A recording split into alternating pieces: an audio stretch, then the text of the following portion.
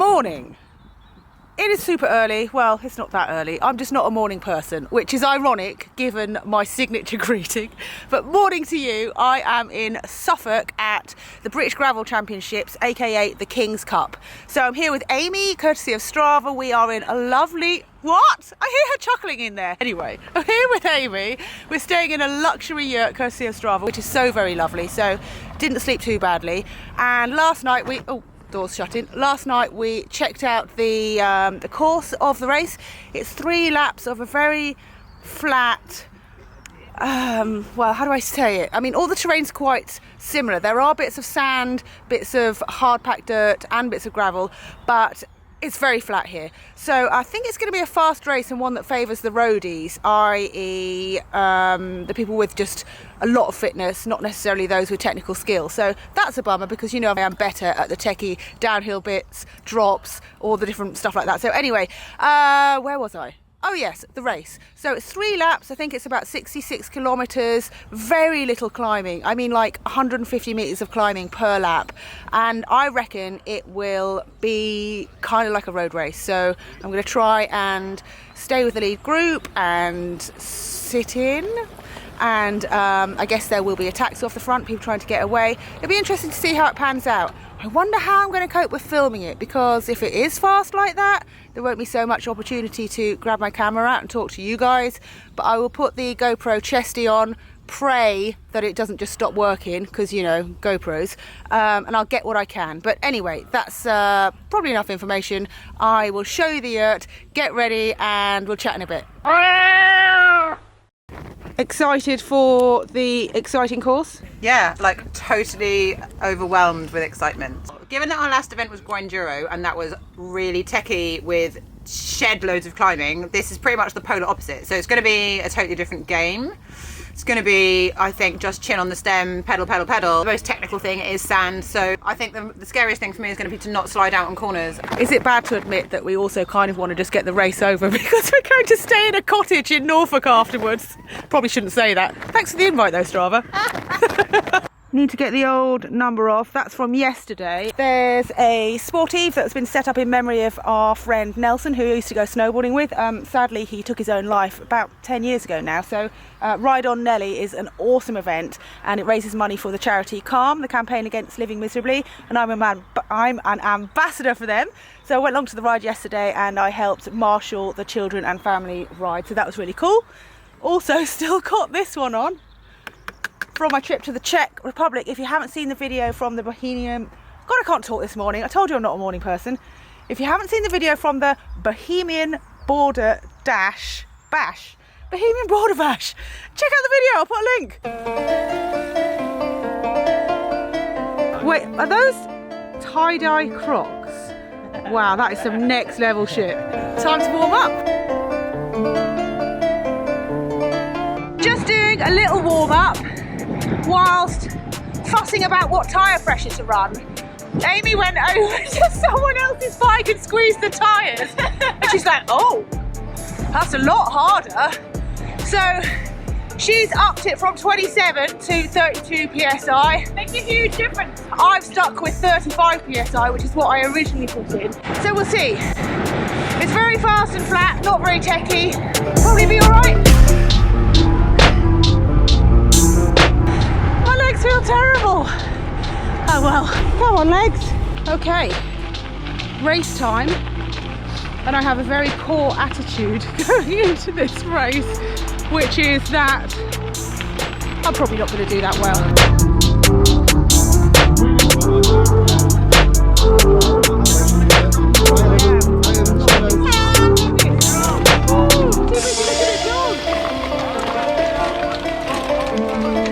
Right, I best get ready. Feels? Nervous?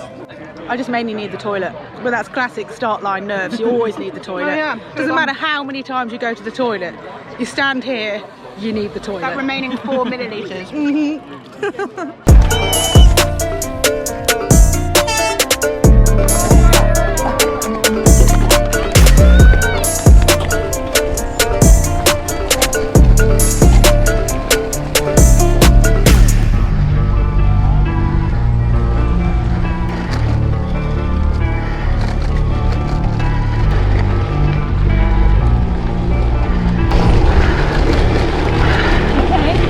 blown up.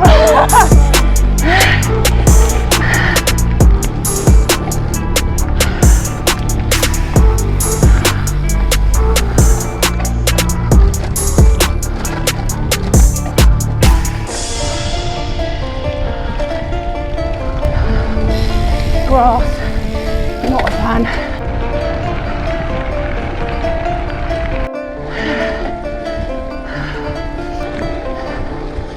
Bye bye, my friend. 40k in.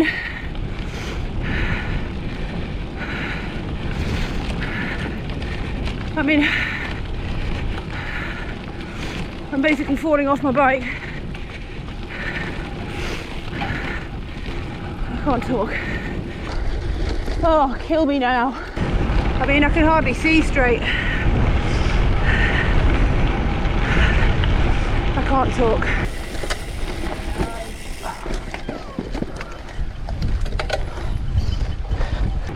Just finishing this will be such a victory. My desire to quit is so strong.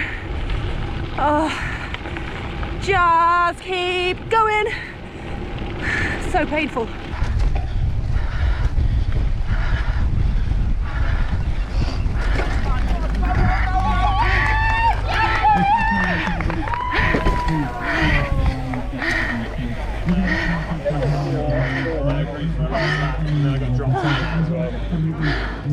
I was like, mate, keep going, you're going to go to the finish, thanks. Let's get out of here before it pisses it down. It is going to piss down. Yep. Yeah. Yep. I want to just do it. I am still so dirty, feel slightly bad rocking up to Amy's mum's lovely cottage, but never mind. Well, Norfolk's very pretty. I feel bad about taking this bike in this lovely, lovely place. Oh, can you please be in focus now? I've got a new camera and I don't know how to use it. I feel like I've been run over by a bus. Amy did one lap, feels like she's been run over by, well, A small car. a small car, a Mini or Fiat 500, I'm not sure. Yeah, like but Fiat 500. once we have eaten something, then I might tell you a little bit about the race, possibly. And then tomorrow we're going to go for a nice bike ride, but that's going to be another video, so watch that one too. Right, feeling slightly... Shh, bloody dog. I'm feeling slightly more human again, so I wanted to tell you... Really? Shh. Stop woofing. The race. As I mentioned before I set off, it looked like it was going to be really fast, kind of like a road race. So I decided my best tactic was to try and stay with the fast women at the front and then form a little peloton, work together, you know, yada, yada, yada. So set off, I had a really amazing start. I was right there at the front and I just kind of hung on and figured that at some point the race will settle. There'll be points where it eases off and it'll be a bit, you'll be able to like catch your breath for a minute. But basically that just didn't happen because it was almost entirely flat and there weren't any technical descents or anything like that. You were basically at threshold the entire time. I mean, even in a road race there are lulls and there are bits where you sit in and you can kind of recover and stuff. There was none of that. It was just pure pain. So I stayed with a lead group of about 5 women for, I mean, I don't even know. I don't know how long it was, but it was very, very, very painful. I don't know, like 5 kilometers, 10 kilometers, probably 10. I don't know. But I just knew that there is no way I was going to be able to hold on with them for the entire race. I was just in excruciating pain. So I did make the decision to drop off that group because it was just not sustainable. I wouldn't be able to finish the race. So carried on my own, and then eventually someone bridged over to me and I sat on her wheel for quite a long time. I kept apologising and I said to her, I'm really sorry, I'm not just being a dick and sitting on your wheel and getting a tow. I'm not going to sprint around you at the finish line or anything like that. I can't come around and take a pull because I am dying a death here. She was really nice, really lovely, and said it was just nice to ride together, and it was really motivating for me to try and stay with her rather than drop off again. So I stayed with her until, I don't know, but eventually, yeah, I just let her go as well because I was really suffering. From about kilometre 5, I really wanted to quit because it was savagely painful and really, really fast. Not my kind of race really, where it's just no let up. It was kind of like a 2.5 hour cyclocross race, and you might know that I don't really like cyclocross races. It was just relentless. So I had to kind of bargain with myself throughout it in order to keep myself going. One tactic was this. I made a bargain with myself that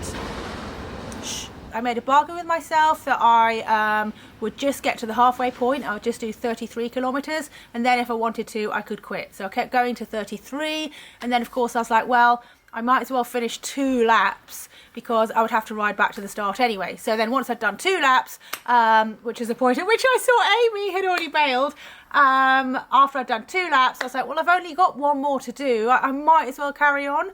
My brain was telling me relentlessly to quit. Quit. This is too hard. And it's just really hard. You have to try and shut that out. So part of my brain was saying, just quit, and I can't do it. And then the other part of my brain is saying, you can do it. You are doing it. And that became a bit of a mantra. I just kept repeating to myself, you can, you are. You can, you are. So I just kept going. And like with life, there are lots of ups and downs. You know, there'd be a bit where I really felt I just could not carry on anymore. And then, you know, I'd turn a corner and I'd see a group of guys and I would want to chase up to them and bridge over to them. And suddenly I had the legs to do so. Whereas, you know, back previously, I felt like I couldn't even carry on. So it's a funny old thing, the mind, when it comes to these sort of activities. Anyway, just finishing the race felt like an achievement in itself, because I have never ever wanted so badly to quit but not quit. The fact I finished the race feels pretty good. I'm now obviously at Amy's cottage, which is really lovely, and we are planning a nice recovery ride tomorrow. We're going to go get coffee and have a chat and stuff like that, so that will be very pleasant. Am I glad today is over? Well, yes, but equally, I'm really glad I did it. I hit the highest heart rate I've hit in a couple of years, I think. And I sustained a really high heart rate for the whole 2.5 hours. I think about, I can't remember, 165 BPM or something, which is pretty high for me. So yeah, not all bad. Am I British gravel champion? Clearly not. I'd be parading that jersey right now. But yeah, glad I came along, and big thanks to Strava for inviting me. So I am now going to assume my position on the sofa and have another cup of tea, possibly, and then when Amy's mum comes home, because we are staying with both of them, they're on holiday here for a week. When Amy's mum comes home, I'm going to have a glass of wine with her and we are going to have some curry. So I hope you enjoyed watching the video, and I will follow this one up with another video of me and Amy. As always, do let me know any questions or comments below. Always nice to hear from you guys. Leave any nice comments for my lovely friend Amy too, and I'll pass them on, or she'll have a look. But yeah, that's all from me. See you later. Bye.